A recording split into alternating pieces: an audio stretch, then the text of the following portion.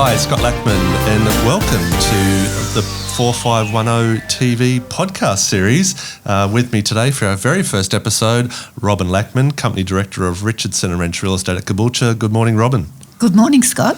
Robin, for our first podcast of 4510 TV, for our listeners out there, not viewers this time, listeners for podcasts, we have had a good journey with 4510 TV over 5+ years now, supporting and showcasing things in the Caboolture region and surrounds.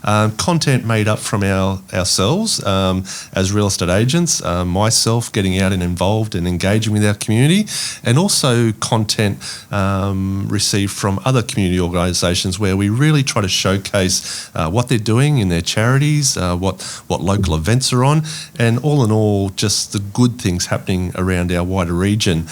Today, you're no stranger to being interviewed, Robin. We've had you through 4510 TV for our real estate market updates, but today being recording and for our listeners, not viewers, we're in the studios of the boardroom at Richardson&Wrench at 87 Morayfield Road, Caboolture.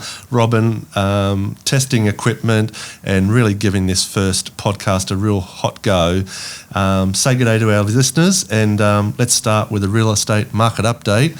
And today being early October, where do we sit in the real estate market? Yes, thank you, Scott. And it is good that we're trying another stream of media and information giving and sharing with our community because, as you say, it has worked very well for us with the 4510 TV. And I think in this day and age, even oldies like myself, we're still looking for that communication and still looking, searching for outside information with a product like real estate that perhaps some people are not involved with in a daily basis, a monthly, yearly basis. Sometimes it may be 20 or 30 years before people change from one property to another. So I think any information that we can share is of value. And I'm quite excited to think that we're going to be starting to do this. Yeah, the podcasts, as we know, around the world, it's becoming popular. It's another stream of media, as you say, and I think it's just accessibility of information. So if, whether you're catching a train or you're jogging around the block at the moment, listening through podcasts is becoming popular. And so we're in this space. Without further delay and without boring our first episode, let's talk real estate. Let's talk about the guts of real estate. As I mentioned, we're at the start of October. We've seen a busy period from end of financial year, June, July, through the last quarter. How do you see the local real estate market? Well, our local market here is probably the best that I have seen in over 30 years. We've always done well in Caboolture. We've slowly sort of climbed with the market from interstate advice that we're given. But Caboolture has that rarity of having plenty of land, so our builders are building, the land's being developed. There is still job opportunities locally, but having said all that, transport back into Brisbane is so readily available to us as well. And I think that's why this corridor of Moreton Bay has done so well, and I believe will continue to do well. I think we're just now starting to see a revival of real estate in the Moreton Bay region. Yeah, good point, revival, because as you know, our 25-year history in local real estate, we've seen the roller coasters, we've seen the dips and troughs in the market, and probably, let's think a decade ago, we were coming off the back of a recession or global financial crisis. We took a big dip, and maybe over the last couple of years when you and I have discussed real estate market updates, we've talked about a recovery in the market or a repair in the market, but now we're really coming up the hill and almost at the top of the hill where we're enjoying good turnover, good volume of sales, but as you say, it keeps coming back to those affordabilities, those locations, the transport corridors, everything accessible to us in the wider Caboolture region is really putting us on the map at the moment, and I hope you're right. The next 12 months is going to be very interesting of how that plays out, because with demand and with all the affordability that you talk of, it can only be one thing, that prices do eventually go up. That's right. A lot of people talking about the capacity to borrow money at the moment and the rates being so low. However, that's not the only thing that affects real estate. There still has to be job opportunities. There still has to be education, and we're on the forefront of that in Moreton Bay because we've got quality private and public school colleges and schools available to our families, and we've got space. And one thing that Moreton Bay has always been very, very good at is providing some open spaces. And I can see that as we look at future planning for the area, I can see that that is a trend that's going to continue. A lot of people complain about, we're getting so many houses, the streets are packed with cars, too many people, let's shut the gate out on the highway, don't let any more in. But we shouldn't be looking at it that way, because whatever people are coming into our area, everything within the area prospers. We get better schools, we get better hospital, we get better shopping.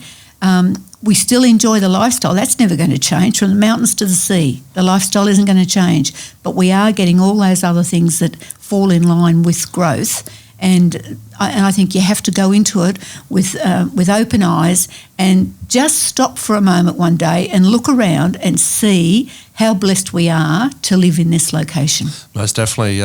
Personally, I'm a selling principal as well as managing the business here for Richardson&Wrench. And even yesterday, I met some buyers at a property new to Caboolture, coming from relocating from Melbourne, and they just couldn't believe the value that they were getting in a 4-bedroom home on a 3/4 acre block in a very nice neighbourhood. Could not believe that they could purchase and secure a property of that nature under $600,000. And then I went on to explain, not only was that a good thing, but also welcome to Caboolture. As I often say, welcome to Caboolture. We have all of those attributes that you've just mentioned, and surely they're all positives when you're coming from outside the region. Yes, I think we don't realise just what we've got here. You become complacent about being able to jump in the car and go 20 minutes to Bribie Island. And even though we don't have daylight saving in Queensland, if you looked yesterday afternoon, say 5:30, 6 o'clock, it was light. We had, beautiful weather, and people finishing work, jumping in the car, going over, having fish and chips on the beach. There are very, very few places that you can do that. Yep. Real estate related, I can talk all day, and I know you can too. This is our new first attempt at the podcast series for 4510 TV, and I'm really excited about this opportunity. But instead of talking all day, I still want to keep these podcasts to a reasonable time limit, so people don't get bored of us and switch off. But for today, real estate continues to be active. I think you'll always have success if you're selling a property. You'll always have success if the presentation's right, if the location's right, and if it's priced right. You'll have no trouble selling in our current market. Let's touch on buyer behaviour, because we talk about selling real estate, but the buyers out there, how can we describe buyer behaviour at the moment in the current market? Well, in recent years, there has become so much more available through media and online that a buyer can research. The buyer these days almost has the same information that we have as an agent. They can tell you what's been selling in the neighbourhood, what the values have been, and they can almost, without question, know what a property is worth before they even step in that front door and think about making an offer. Along that line, maybe sometimes too much information is available to a buyer, and yes, we do see the behaviour that someone, they do their research, they look up 123 Smith Street, they see all that history of when it sold, what it sold for. They then in their mind maybe think that they can come in with experience, suggesting that they would offer $20,000 less than the asking price. How do you personally combat that behaviour when someone's offering lower than the asking price? Well, it's the same old story that's for years and years and years. You've got to compare apples with apples, and that's very difficult. Each property, even though it may be in a street where 6 houses have sold in the last 6 months, every one of those 6 houses has something different about it, has a different quality, a different value that's attached to it. And that idea of coming in and negotiating hard, it's wrong. It's a perception that people have, but it is not real. And if you're serious about buying and selling real estate, you engage with an agent, you talk it through, you look at the different values in the area, and then compare your property to it, and then you market it accordingly. But there is no need these days for a buyer to come into a property and try and knock it down 20 or 30,000. Because it's not substantiated. No. It's the information available to them. No. Sometimes, as you say, comparing those apples with apples, who knows what that variable value is in the middle, and all up to negotiation. It is at the end of the day, and that's why you have an agent. Correct. So along the real estate line, and with the technology of podcasting, I want to call Peter Lackman. Viewers or listeners may know him as my father, your husband. Yes.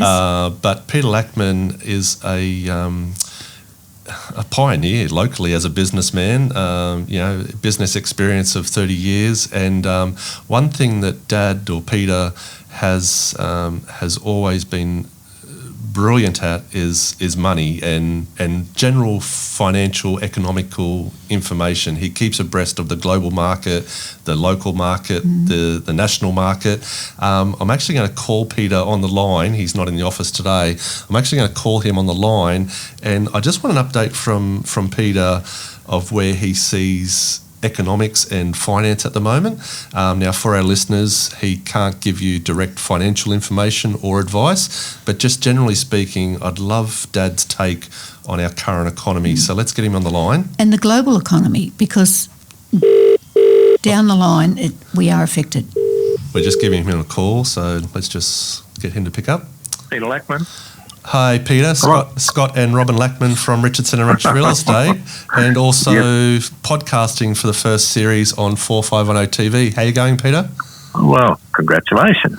Pretty good, thank you. Technology is with us, so we want to get you in on this triangle conversation. And what I've just pre-framed with our listeners is that you're a legend and you're a beautiful man, but you're a person that studies economics. You keep abreast with financial information, both globally, nationally, and locally. I've already pre-framed with our listeners, we can't give financial advice, but I want your personal take on where we sit with our local economy, our national economy, and what's happening globally. What's your take, and what would you suggest to our listeners today of where the current status quo is? Scott, the sky's not falling in like a lot of the pundits would like to think. Bad news sells. Everyone wants to listen to bad news, unfortunately. But the good news is, as an economy, I think Australia is a very strong economy. There's a lot of things that we can't influence in any way, shape or form with the overseas economy.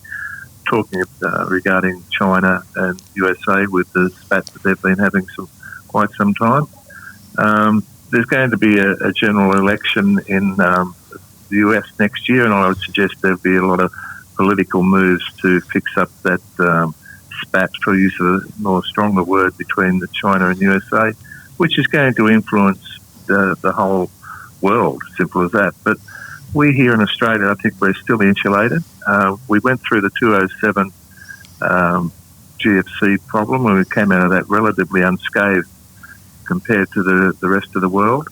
And at the moment, with our political leaders doing what they're doing to try and increase the economy, the RBA, with the dropping of their interest rates, I firmly believe by probably March next year we'll be sitting at 0.25% basis points. I can't see a big difference in the economy at the moment with the dropping of those interest rates. The biggest problem we have is our CPI, where the Reserve Bank was looking at 2.5 and the World Bank was looking at 2.5 for us for the next 12 months. They dropped that to about 1.7, which isn't a good point, but we here in Australia, I think we're doing pretty well. So when you quote that, Peter, those figures of the basis points, etc., the whole idea of, from what I understand economics, is they drop the interest rates, they drop the basis rate so that it encourages more spending. So if people have got that extra $20, $50 in their wallet, they're going to spend that retail goods otherwise, and that's what that money available can do. With all the talk about the banks and everything that's happened in the last 12 months with Royal Commission, etc., banks were put on the back foot. They've then come out in the last month or so offering, discounted rates and, come and do business with us again. But I don't think that's a true representation, because I know through our real estate business, we've got buyers looking to purchase property that believe they're in a strong position to borrow, where they've got savings, a deposit, but then they go to the bank and they're still jumping through hoops. What's your comment on that? Look, the Royal Commission was great. It made the banks wake up a bit, but that hasn't passed on. The 75 basis points that have been reduced by the RBA obviously haven't been passed on to the banks. I think the banks are profit-taking on that scenario. If you're looking at your normal 75% drop, we're probably getting somewhere around that 55 basis points as far as consumers are concerned. But what we're finding, Scott, like our business in our area is going from strength to strength. And we're lucky in as much that we've still got affordable housing in this area, and we've still got people that are prepared to switch banks or brokers to get that best deal. And every other day on the TV, the economists are coming out and saying, look, if you're not getting a certain low interest rates, change banks or change broker or change building society. I think that's a very good scenario, because of late there's plenty of good buys in the marketplace, not only just in our area but all areas. And I think people that are buying at the moment are making a smart move, and that's not a real estate agent speaking. I just can't see things changing in the foreseeable future, that's all. Yeah, lovely. So prior to getting you on the line, Rob and I discuss, and we always are excited about the affordability of our region and why we're so busy with our volume of activity. You know where we sit as a business compared to fellow agencies nationally. It's something to be celebrated about. Well, in the Caboolture area, and everyone says Caboolture area, lower socio-economic area, and this, that, and the other, I think that's a lot of rubbish myself.